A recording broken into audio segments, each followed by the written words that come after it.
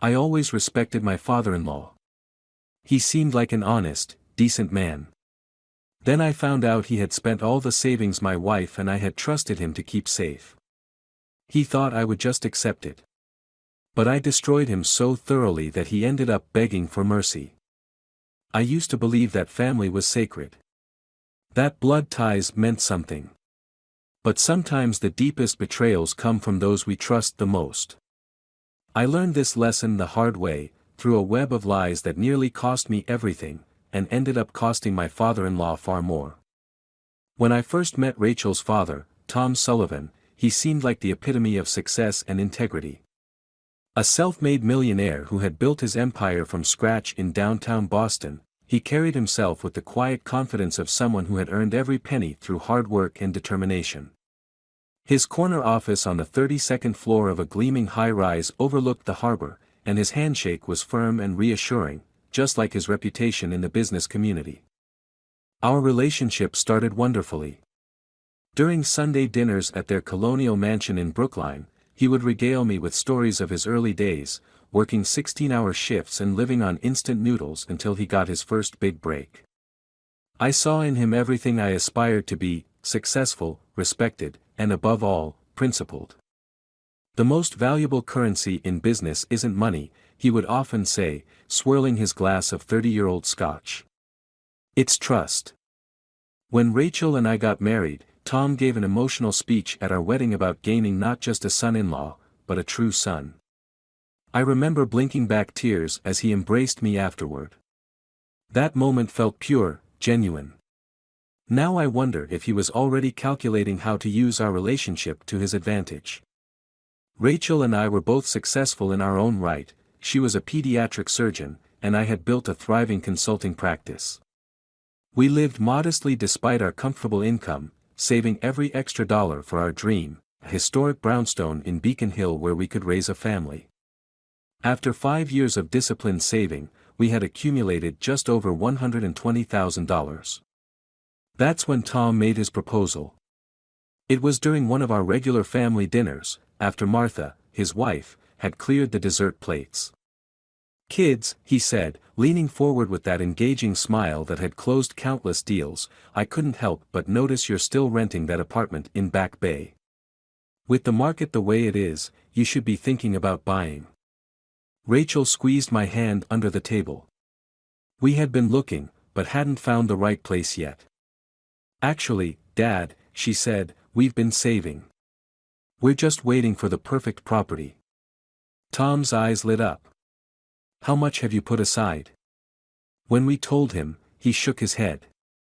"And you're keeping it in a regular savings account?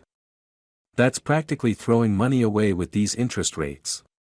He stood up and walked to his study, returning with some impressive-looking charts and prospectuses. "I've been managing a private investment fund for select clients. The returns are exceptional, much better than anything you'd get from a bank." The numbers were compelling. According to his documents, his fund had consistently outperformed the market by significant margins. But it was his next words that really sealed the deal. "I'm not offering this to you as a businessman," he said, his voice softening. "I'm offering as a father who wants to see his children succeed. Let me help you make your dreams come true." Looking back, I should have seen the red flags. The way he brushed off our requests for formal documentation. How he insisted on keeping the arrangement in the family. But I trusted him. We both did.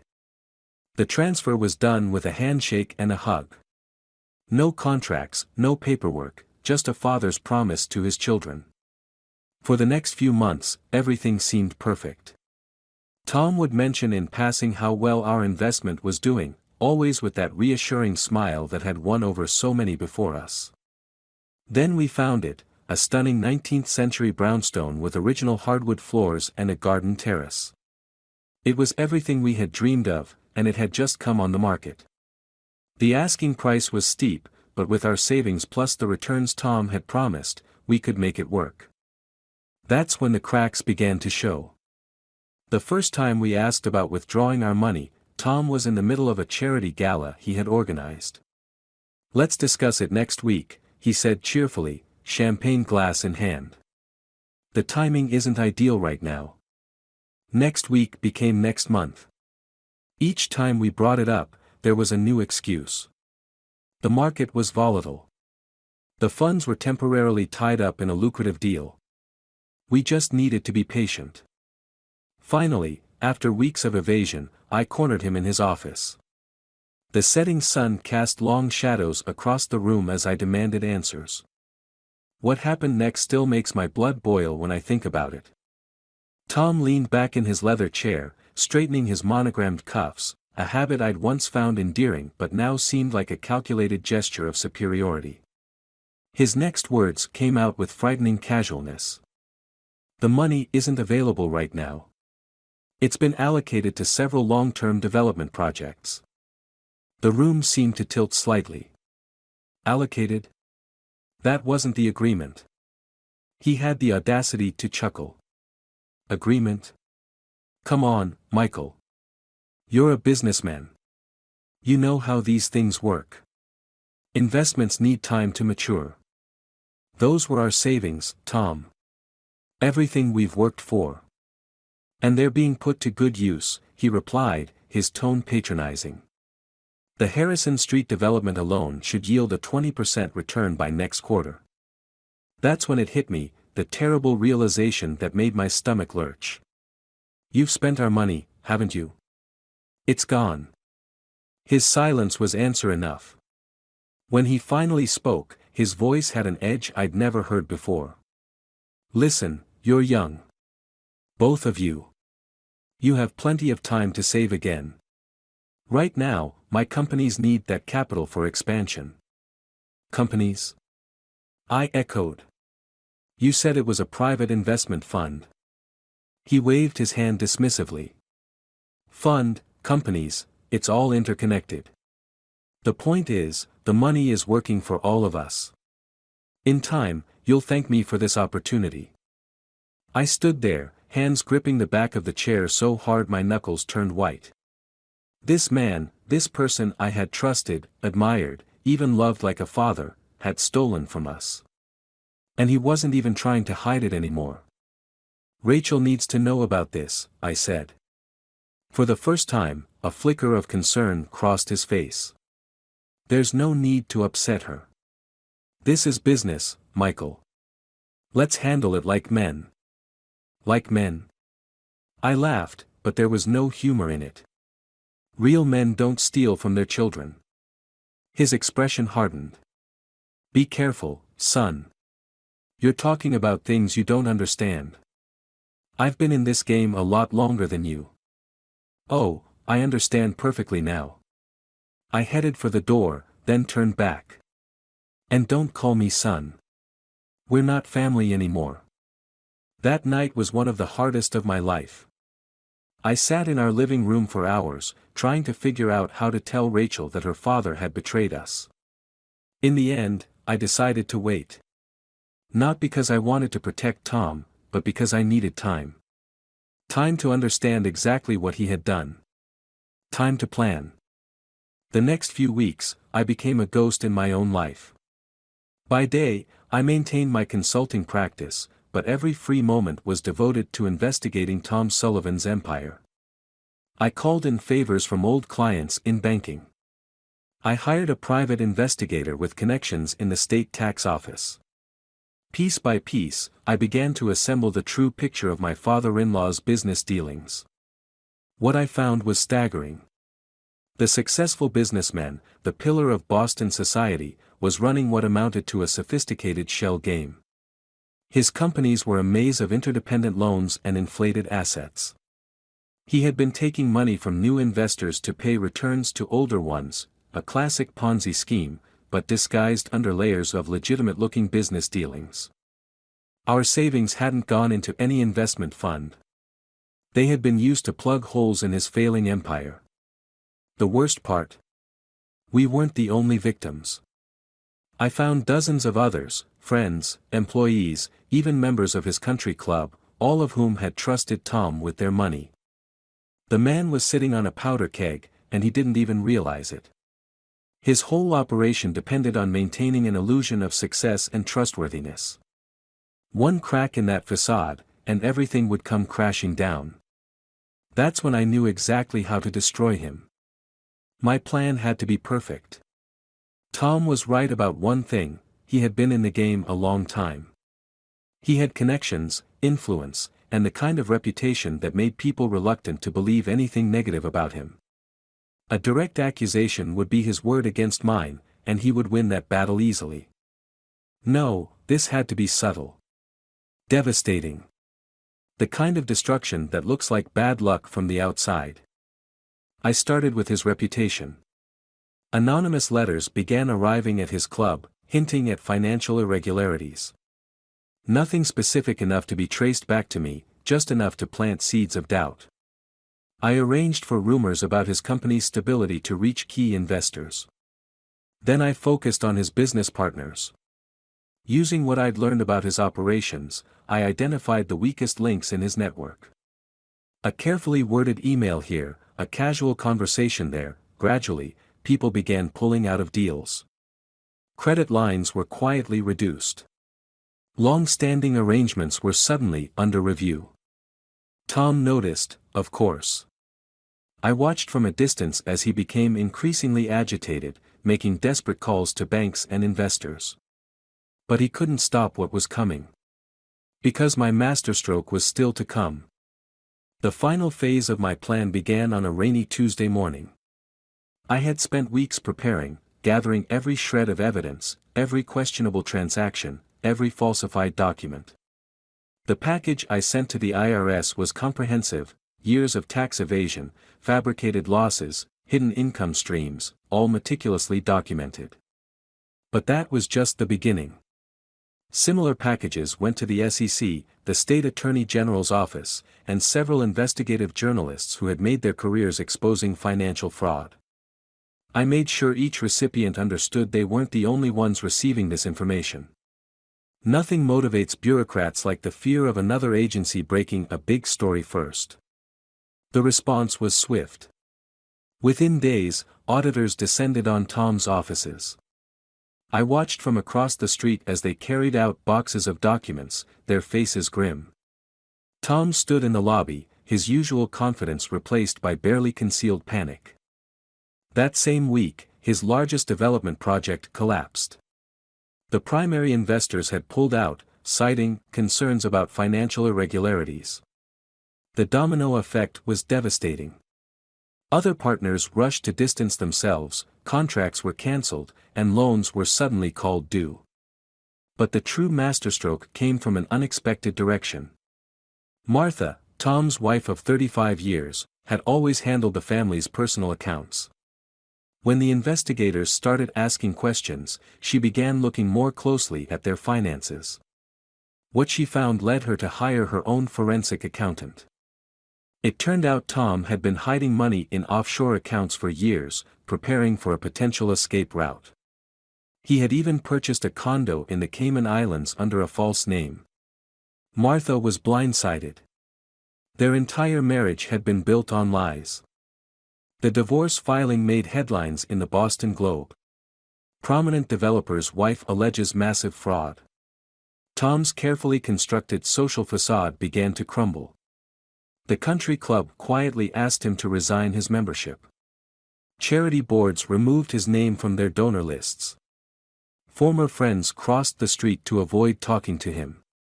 Through it all, I hadn't said a word to Rachel. I wanted her to hear it from him. To see him squirm as he tried to explain away his actions. But fate had other plans. One evening, she came home from the hospital with tears in her eyes. One of her colleagues had pulled her aside, expressing sympathy about the situation with your father. When she demanded an explanation, they showed her the news articles on their phone. I held her as she read through them, her body shaking with anger and disbelief. Then she looked up at me, realization dawning in her eyes. "You knew," she whispered. "How long have you known?" I told her everything. About the stolen savings, the threats, the discoveries I'd made about his business dealings. With each revelation, her face grew harder, more resolved. "Take me to him," she said when I finished. We found Tom in his office, or what was left of it. Most of his staff had already jumped ship. The paintings that once adorned his walls were gone, seized as assets. He sat alone behind his massive desk, looking somehow smaller than I remembered. When he saw Rachel, his face lit up with desperate hope. "Sweetheart. I've been trying to call you. There are things I need to explain. Explain?" Rachel's voice was ice. "Like how you stole our money. Or how you've been lying to Mom for decades."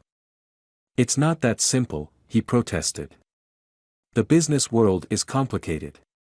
Sometimes you have to make difficult decisions. Difficult decisions?" She laughed, a harsh sound that made him flinch. "Was it a difficult decision to steal from your own daughter? To throw away our trust like it meant nothing? I was trying to protect you. To build something lasting for our family." "Family?" Rachel took a step forward, her hands clenched into fists. "You don't know the meaning of the word. A father protects his children. He doesn't use them as just another mark in his con game." Tom's face crumpled. For the first time, I saw genuine fear in his eyes. Not fear of legal consequences or financial ruin, but the terrifying realization that he had lost something far more precious, his daughter's love. "Rachel, please," he begged. "Whatever you think of me, I'm still your father." "No," she said quietly. "You're just a man who taught me a valuable lesson. Blood doesn't make family. Trust does. And you broke that trust beyond repair." She turned to leave, then paused at the door. "Don't try to contact me again. As far as I'm concerned, my father died the day you stole our future." The next few weeks were a blur of headlines and legal proceedings. Tom's empire didn't just collapse, it imploded spectacularly. The investigators found evidence of fraud going back decades. Former associates rushed to make deals, trading testimony for leniency. The man who had once dominated Boston's business scene became a cautionary tale, his name synonymous with betrayal and corruption. 1 month after Rachel's confrontation with her father, I received a text message from an unknown number. "Please meet me. One last time." An address in South Boston followed, a small coffee shop far from his usual haunts. I found him sitting in a corner booth, nursing a black coffee. The designer suits were gone, replaced by wrinkled khakis and an old polo shirt. His face had aged years in weeks. "Thank you for coming," he said as I sat down. "I know you didn't have to." I said nothing, just watched him fidget with his coffee cup. The great Tom Sullivan, reduced to nervous gestures and borrowed dignity. "It was you, wasn't it?" he finally asked. "The investigations, the rumors, the partners pulling out, all of it. Does it matter?" He smiled sadly. "I suppose not. The result would be the same either way." He took a sip of coffee, grimaced at the bitterness. "You know, I've been trying to figure out when it all went wrong. When I crossed that line." "The line was always there," I said. "You just chose to ignore it." "Maybe." He reached into a worn messenger bag, pulled out a thick envelope. "I wanted you to have this. It's not everything, the government has frozen most of my accounts. But it's something." I didn't touch the envelope. "Keep it. We don't want your money anymore." "Please," he whispered, and for the first time, I heard genuine desperation in his voice. "I need to make this right. Somehow. Some things can't be made right, Tom. Trust is like glass. Once it's shattered, you can't just glue it back together and pretend the cracks aren't there." He slumped back in his seat, suddenly looking very old. "I never meant. I thought I could fix everything before anyone got hurt. That's your problem, Tom. You never understood that it wasn't about the money. It was about what you were willing to do to your own family." I stood to leave, but his next words stopped me. "I'm dying, Michael." I turned back. He was staring into his coffee cup, avoiding my eyes. "Cancer. Stage 4. The doctors give me 6 months, maybe less." He laughed bitterly. "Funny timing, isn't it? All those years building an empire, and I won't even live to see how the story ends." For a moment, I felt a flicker of the old sympathy. Then I remembered Rachel's tears, the betrayal in her eyes. "Goodbye, Tom." As I walked out, I heard him call after me. "Tell Rachel, tell her I'm sorry. For everything." I didn't respond. Some apologies come too late. We bought our dream house 3 months later, a different one, in a different neighborhood. The down payment came from our own savings this time, rebuilt carefully over long hours and disciplined planning. No shortcuts, no easy solutions. Rachel never saw her father again. He died 4 months after our coffee shop meeting, alone in a rented apartment in Somerville. The obituary in the Globe was brief, a footnote to the scandal that had destroyed his reputation. Sometimes, late at night, Rachel asks me if we did the right thing. If there might have been another way. I hold her close and remind her that he made his choices. We just made sure he faced the consequences. But in quiet moments, I wonder.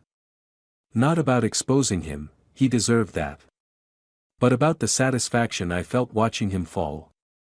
About the part of me that enjoyed orchestrating his destruction. They say revenge is a dish best served cold.